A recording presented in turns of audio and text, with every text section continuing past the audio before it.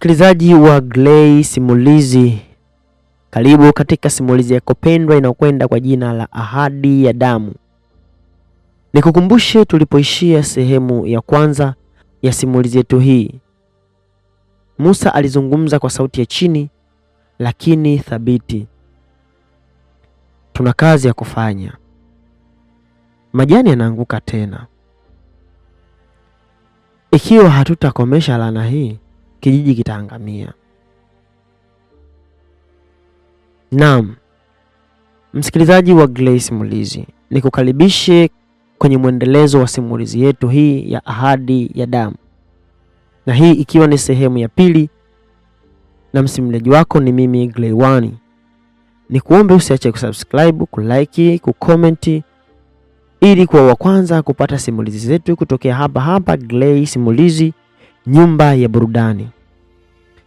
Tuendelee na sehemu ya pili ya simulizi yetu hii. Njia ya kuelekea mlima wa majani yanayoanguka haikuwa njia ya kawaida. Haikuandikwa kwenye ramani wala haikupitwa na watu wa kawaida. Ni njia iliyojificha kati ya vichaka vikali, miiba iliyokauka na sauti za ajabu zinazotoka msituni. Musa alitembea mbele akiwa na hirizi ya bibi yake shingoni, na Asha akifuata kwa kimya, mikono yake ikiwa imefungwa kitambaa cheupe alichopewa na mama yake kabla hajaondoka. Ukivaa kitambaa hiki utaona zaidi ya macho ya kawaida, mama yake alimwambia, lakini utalazimika kuvumilia ukweli, hata ule unaouma zaidi. Siku ya kwanza walipiga kambi chini ya mti wa mkuyu, karibu na kisima cha maji ya baridi kinachotiririka kutoka kwenye miamba ya mlima. Usiku ulipoingia, walikaa karibu na moto, kila mmoja akiwa kimya, akitafakari mzigo wa moyoni. Ulikuwa wapi siku zile? Asha aliuliza swali kwa sauti ya upole. Nilikuwa natafuta majibu. Niliona mambo ambayo siwezi hata kuyaelezea, lakini yote yanaelekea kwetu. Unamaanisha nini? Asha aliendelea kuuliza akimkazia macho. Musa alinamisha kichwa chini, kisha akaongea, mimi na wewe, damu yetu ni sehemu ya fumbo la kale, lakini laana hii haiwezi kufutwa na nguvu. Inahitaji sadaka. Asha alitetemeka na aliuliza kwa ghafla, sadaka ya nini? Musa alimtazama, macho yake yakiwa mazito kwa huzuni. Tukifika pale tutaelewa, lakini kuna sehemu ya safari hii lazima tuiende peke yetu. Asubuhi iliyofuata walitembea hadi wakafika kwenye eneo la jiwe kubwa lililokuwa na alama za kale, michoro ya wanaume wawili, mwanamke mmoja na jicho la mwezi lililo juu yao. Ghafla ardhi ilianza kutetemeka. Kutoka ardhini ukuta wa mawe ukajifungua taratibu, ukitoa mwanya wa kuingia. Ndani kulikuwa na giza tupu, lakini Asha alihisi kama kitu ndani yake kinamvuta. Musa, unahisi kama kuna kitu kinatuita? Musa alitikisa kichwa. Ndiyo, hii ni njia ya kurithi, urithi uliolaaniwa. Tukivuka hapa hatutarudi vile vile. Waliingia ndani. Kulikuwa na hewa nzito na sauti ya nyayo zao zikijirudia, na ukuta kama sauti ya wito wa roho. Kuta zilizokuwa na maandishi ya lugha ya kale, lakini Asha aliweza kuyasoma. Alishangaa. Yanaandika hivi, alisema kwa sauti ya mshangao, sadaka ya kweli ni ile itolewayo kwa mapenzi ya kweli. Walipofika mwisho wa handaki, walikuta chemchemi ya maji ya dhahabu. Kulikuwa na sanamu ya mwanamke aliyevaa vazi la kifalme, mikononi akiwa ameshika mtoto mdogo. Sanamu hiyo ilionekana kama mama wa Asha, lakini pia kama mama wa Musa. Wakati wakitazama, sauti ya kike ilijaza pango hilo. Wamewasili, mlisi wa upendo na mlisi wa sadaka. Chagueni sasa, mmoja wenu atabaki, mwingine atapita. Mti wa mwezi hauwezi kubeba mioyo miwili kwa mara moja. Musa na Asha walitazamana. Ndani ya sekunde chache walielewa kuwa upendo wao sasa umewekwa mizani. Wangeweza kupigana dhidi ya laana hiyo, au mmoja wao kutoa uhai ili mwenzake aishi na kijiji kiokolewe. Mlango wa siri ulifunguka polepole nyuma yao na upepo wa baridi ukavuma kwa nguvu. Harufu ya udongo uliooza, moshi wa zamani na maua ya Yohana ulijaa ndani ya handaki.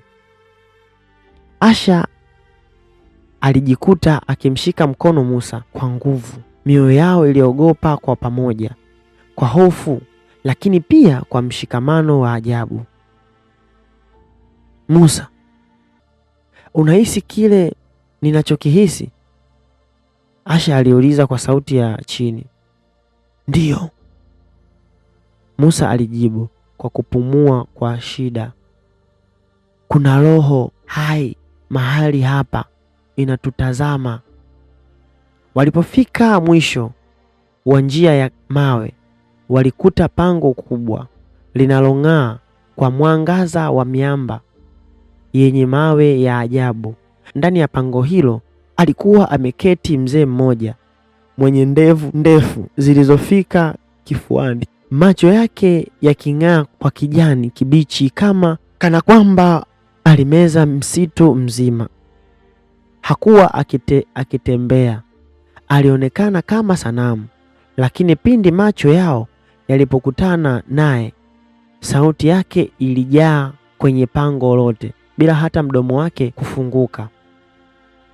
Karibuni walisi wa damu iliyochanganywa, mmepita milango ya mateso, sasa mpo mbele yangu, aliyefunga mlango huu miaka 100 iliyopita. Asha alihisi mwili wake kutetemeka. Wewe ni nani? Aliuliza kwa sauti ya ujasiri wa bandia. Mimi ni mzee wa Wengo, mlinzi wa kwanza wa mti wa mwezi, niliyelaaniwa na roho ya binti aliyeteswa kwa ajili ya mamlaka. Nilijaribu kutawala kwa hofu. Sasa kwa miaka 100 nimefungwa hapa nikisubiri walio safi wa moyo. Musa alisogea mbele hatua moja. Kama laana hii ilianza na wewe, basi tuambie, tunaikomeshaje hii laana?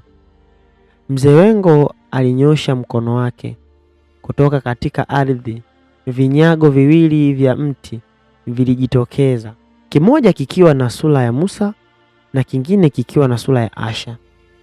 Kila kimoja kilikuwa kimeunganishwa kwa mzizi wa mti wa mwezi. Mmoja wenu lazima akubali kuwa mzizi, atafunike dhambi za kale kwa maisha yake, asalie kwenye mlima huu milele. Roho yake itasaidia kufuta laana. Ukimya ulitawala. Asha alihisi machozi yakijikusanya machoni. Mimi nitajitolea, alisema kwa ghafla. Hapana, Musa alikataa akimshika mkono. Mimi ndiye mwenye laana ya kifalme. Mimi ndiye nitakayepaswa kubeba mzigo huu. Mzee Wengo aliinua mkono wake akakomesha mjadala. Laana haitokoma kwa mtu mmoja kujitolea tu. Lazima muonyeshe upendo wa kweli. Mmoja wenu ajitoe, lakini si kwa shinikizo, kwa hiari ya moyo wake wote. Mioyo yao iligongana tena. Sasa kwa uchungu wa kweli walitazamana, macho yao yakiwa yamejaa machungu, kumbukumbu, matumaini na maumivu yasiyosemeka. Musa, Asha alisema kwa sauti ya utulivu, nikikubali kuwa sadaka nitakupoteza, lakini nitakuwa nimekuokoa. Musa alichukua mkono wake. Laana hii haitafutika kwa upendo kufa, bali kwa upendo kuishi. Kwa mshangao wote, Asha na Musa walikumbatiana na macho yao yakamwaga machozi yenye mng'ao wa dhahabu. Ardhi ikatikisika, mwanga ukang'aa, miti ya mlima ikatoa majani mapya kwa mara ya kwanza baada ya miaka mingi. Mzee Wengo alitabasamu, kisha akapotea polepole kama moshi kwenye upepo. Mliochagua kuishi kwa pamoja mmevunja mzunguko wa kafara. Majani hayaanguki tena kwa huzuni, sasa yataanguka kwa baraka. Jua lilipochomoza asubuhi hiyo, kijiji cha Mabonde Matatu kilijikuta kimeamshwa na mvua ya ajabu. Si mvua ya maji, bali mvua ya majani meupe yaliyoteremka kutoka angani kama theluji laini. Majani hayo hayakuwa na harufu ya kuoza, bali yalitoa harufu ya mwituni na udongo wenye rutuba.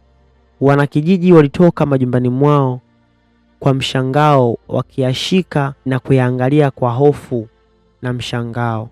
Nini hii sasa? Akina mama walijiuliza. Je, ni ishara ya mwisho wa dunia? Mwingine aliongea kwa sauti ya hofu. Lakini katikati ya barabara kuu ya kijiji walionekana wawili wakitembea, Asha na Musa, waliovaa mavazi ya kawaida, lakini nyuso zao zilikuwa tofauti.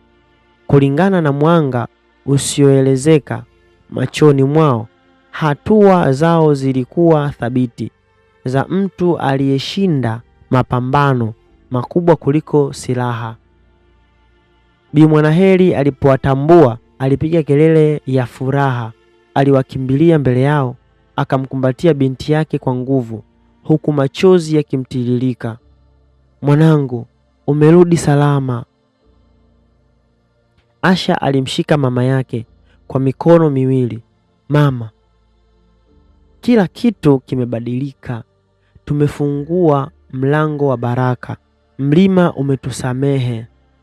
Kwa mara ya kwanza watu wa kijiji waliona mlima ukiwa mweupe kwa mawingu meupe ya amani, badala ya yale ya giza yaliyokuwa yameuzunguka kwa miaka mingi.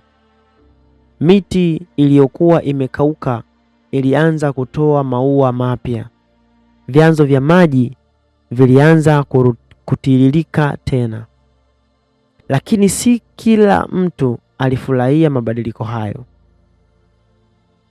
Kwenye kona ya nyumba ya zamani ya mchawi miaka mingi iliyopita, mzee mmoja mkongwe aliyekuwa hajulikani kwa wengi alitazama kwa macho ya shaka. Alikuwa ni Babu Shomari, mlinzi wa kale wa laana hiyo, aliyekuwa akiishi kivulini miaka yote akisubiri warithi wafeli. Kama wamevunja laana, alijinong'oneza kwa sauti ya chuki. basi na mimi nitavunja amani yao. Musa alikuwa na uwezo mpya wa kuona mioyo ya watu. Alihisi kitu kisicho cha kawaida. Alimtazama kwa mbali Babu Shomari, na macho yao yalipokutana walijua vita ya pili haikuwa imeanza, bali ilikuwa ikikaribia. Asha naye alianza kuota tena. Safari hii ndoto zake hazikuwa za damu, bali za watoto. Waliwaona watoto wakicheza karibu na mti mkubwa wa mwezi, wakimuita mama. Ndani ya ndoto hiyo alihisi amani, lakini pia alihisi sauti. Hata ukipanda maua juu ya mawe, mzizi wa giza haufi hadi unguzwe. Miezi miwili ilipita tangu majani meupe yateremke kutoka mlimani. Mabonde matatu sasa yalibadilika. Mimea ilikuwa kwa kasi. Mito ikajaa samaki waliowahi kutoweka, na ardhi ikatoa mazao yasiyo ya kawaida. Watu walipanda kwa mikono mitupu, lakini walivuna kwa magunia. Asha na Musa waligeuka kuwa viongozi wa kijiji, si kuchaguliwa tu, bali kwa heshima waliojijengea. Walisaidia kila kaya, waliotoa hekima na walitibu mioyo kwa mazungumzo ya faraja. Watu waliwaita waliobarikiwa na mti wa mwezi. Lakini kwenye kivuli cha neema hiyo, Babu Shomari alianza mpango wake wa kurudisha giza. Alikusanya kundi la wachache waliokuwa wamezoea maisha ya zamani, maisha ya hofu na kafara, maisha ya kuabudu laana. Alimfuata mwanaume mmoja kijijini aliyejulikana kwa uchawi wa mitishamba aitwaye Nuru Mbaya.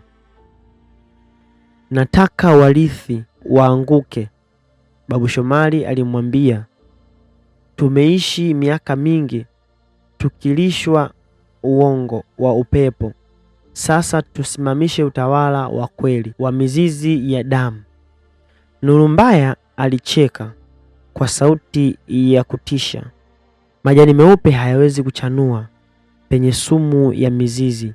Tukiwaleta watoto wao kwanza, mioyo yao itavunjika. Halafu tutarudisha mti kuwa mwekundu tena. Usiku huo huo, Asha aliamka ghafla akiwa na jasho jembamba. Alikuwa na ndoto mbaya. Mti wa mwezi ukichomwa moto, watoto wakipiga kelele, na mtu aliyefunikwa kwa mavazi ya kahawia akicheka kwa sauti ya shetani. Aliamka akamkuta Musa akimsubiria sebuleni. Bila kusema kitu, walitazamana na kujua kuna kitu kinakuja. Basi asubuhi Musa alisema, tunapaswa kwenda kwenye kisima cha kwanza. Niliposikia mara ya kwanza sauti ya mti, kuna ujumbe unanitafuta. Asubuhi hiyo, wakiwa pamoja na vijana wachache waaminifu wa kijiji, walielekea kwenye kisima. Walikuta maji yamekauka. Hakukuwa na ishara ya huzuni. Badala yake walikuta ardhi ikiwa imechimbuliwa na alama za kafara zikiwa zimeshikwa kwa damu ya kuku. Wanarudisha giza, Asha alisema kwa sauti ya huzuni. Wameanza upya. Musa alichuchumaa, akachukua mchanga mkononi. Mti hauwezi kufa mara moja, lakini ukiendelea kumwagiliwa na hofu utakufa taratibu. Hatupaswi kuwapa nafasi. Wakati huo huo kijijini, Nuru Mbaya iliingia kwa mama mmoja aliyejaliwa mtoto mchanga. Asha baada ya laana kuondolewa, alimlaghai mama huyo kwa maneno ya uzuri, akimwahidi baraka zaidi na ulinzi wake. Kisha akampa mtoto dawa ya kichwa, sumu ambayo haiui mwili bali huua moyo wa mlima. Na mlima ulianza kulia. Asha alihisi Musa alijua. Vita kati ya nuru na giza lilianza kwa harufu ya moto na uchafu wa mti wa mwezi. Wakati Asha na Musa walipopita kwa kijiji na kuelekea kwenye kisima cha zamani, waliona kwamba vijiji vingi vilikuwa vimejaa huzuni. Majani yaliyoanguka kutoka mlimani yalionyesha mabadiliko, lakini giza lilikuwa likiingia taratibu kwenye kila kona ya kijiji. Babu Shomari alikusanya wafuasi wake kwa siri, akiwashawishi kwa ahadi ya urithi wa zamani wa giza. Aliwahubiria kwamba nguvu za kale zilifichwa zingeweza kuwapa nguvu za kipekee, na kwamba kuwa na mti wa mwezi ni kuishi katika dunia ya giza lakini yenye mamlaka. Wakati huo Asha alijua kwamba vita hii haikuwa vita ya silaha bali vita ya mioyo. Alijua kwamba nguvu zao za ndani za upendo, kulingana na imani, ndio zilizokuwa zikiwaokoa watu wao. Lakini giza lilikuwa likivua mipaka ya roho zao. Alikuwa na ndoto ndefu ambayo aliiona picha ya familia yake, vizazi vingi vilivyokufa kwa laana, na mtoto mmoja akicheka kwenye kivuli cha mti wa mwezi. Aliyeenda mbali zaidi kwenye ndoto hiyo, aliona Babu Shomari akitembea na kijana mwingine, akimfundisha siri za majini na uchawi. Asha alijua kuwa Babu Shomari alikuwa akitafuta njia ya kumleta mtoto mwingine ambaye angeweza kumsaidia kutekeleza makusudi yake ya kurudisha giza. Lakini alijua pia kwamba mtoto huyu alikuwa na kiunganishi na mti wa mwezi. Mtoto huyo alikuwa mwana wa Musa. Huu ni wakati wa uamuzi, Asha alisema kwa sauti ya maumivu, akimwangalia Musa. Hatutaki kuona watoto wetu wanakuwa kama sisi, lakini huenda tutalazimika kurudi kwenye giza ili kudhibiti nuru. Musa alikubali kwa kutazama chini kwa huzuni. Hii ni ndoto yetu ya mwisho. Ni lazima tujifunge na kuingia kwenye giza ili tutulie. Hatutaki kumwacha mtoto wetu achukuliwe na makosa ya historia. Wakiwa na huzuni moyoni, waliendelea kwenye mti wa mwezi. Walikuwa na matumaini, lakini walijua kuwa wanapigana vita isiyo na mwisho. Alikuwa na ndoto ya kumfukuza Babu Shomari, lakini alijua pia kwamba alikubali kuwa sehemu ya vita hiyo kwa ajili ya mtoto wao. Msikilizaji wa Gray Simulizi, na huo ndio mwisho wa sehemu ya pili ya simulizi hii ya Ahadi ya Damu. Ulikuwa nami Gray One. Ni kuombe usiache kusubscribe, kulike na kucomment ili kwa wa kwanza kupata simulizi zetu kutokea hapa hapa Gray Simulizi, nyumba ya burudani. Bye, na kwa wakati mwingine tutaonana.